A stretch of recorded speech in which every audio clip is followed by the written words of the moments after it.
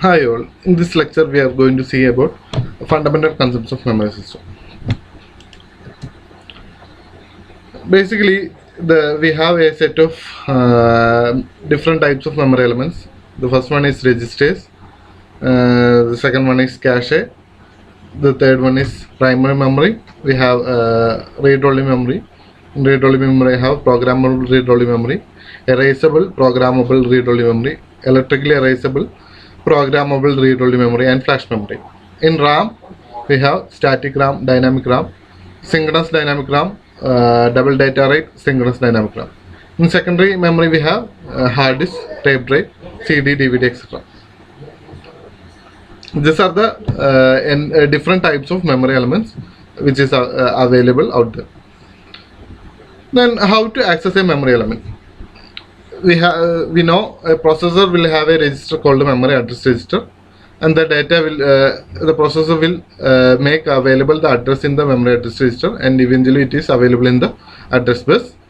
And in memory there is a decoder, address decoder, and it will select a particular word, and the word is transferred to a database, and it is further copied into memory data register. And these are controlled by a set of control signals like read, write, memory function, complete, etc. Then if we have a k bit of address bus, then we can, what is the maximum size of memory that can be accessed? We can access up to 2 raised to k locations in the memory, or 2 raised to k words in the memory. And next question is how we are going to address the memory. Are we going to address a single byte or a word at a particular time? There are a few representation. Usually we will go for byte addressable or byte addressing method.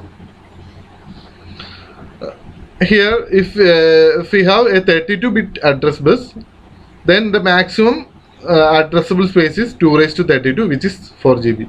We usually know the operating system have a 32-bit OS, then it can maximum address up to a 4 GB of a RAM. It can address maximum only 4 GB of a RAM. Then while we are designing the memory element, we have to consider 3 factors into matter. The first one is the size of the memory. We should provide a computer system with a large size of memory, and it should be fast enough as possible, and it should be with minimum cost. For that we have a couple of technologies to increase the speed and size of the memory. The first one is cache memory, which is to increase effective speed of the memory, and virtual memory will increase the effective size of the memory.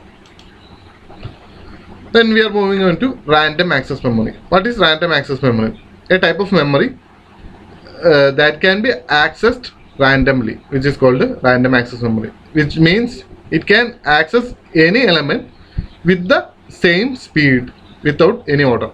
It can access the first element, last element, middle element, ith element or jth element with the same speed, which is called random access memory.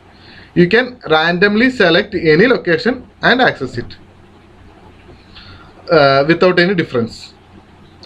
And basically a random access memory are volatile, which means it will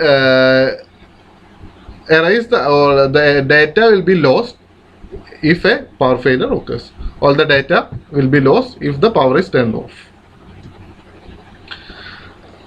Random access memory is broadly classified into static RAM and dynamic RAM. The static RAM is built using a transistor logic, or we can build it using a complementary metal oxide logic. The dynamic RAM is basically built using a capacitor based system, or dynamic RAM is capacitor based RAMs.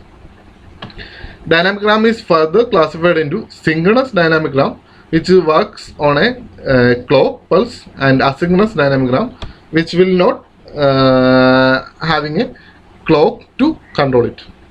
And synchronous RAM is again modified into double data rate, which means DDR, synchronous dynamic RAM, DDR SDRAM.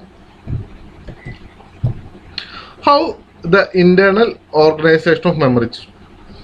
In this figure, we have a flip-flop for each memory element. We have a flip-flop here, another flip-flop here, another flip-flop here, and every memory element is built using a flip-flop. And each row is connected to a line called word line. And each column is connected to a line called bit line.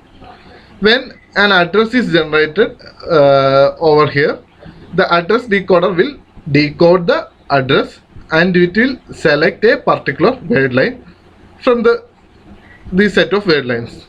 And sense bar write circuit will read or write the data available in the bit line.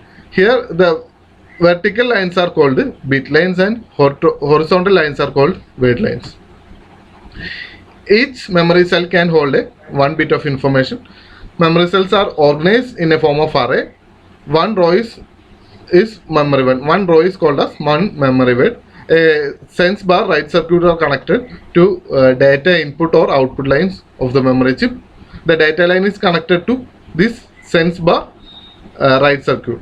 The data line is connected to sense bar write circuit, and word line is connected to address decoder. This is the basic organization of the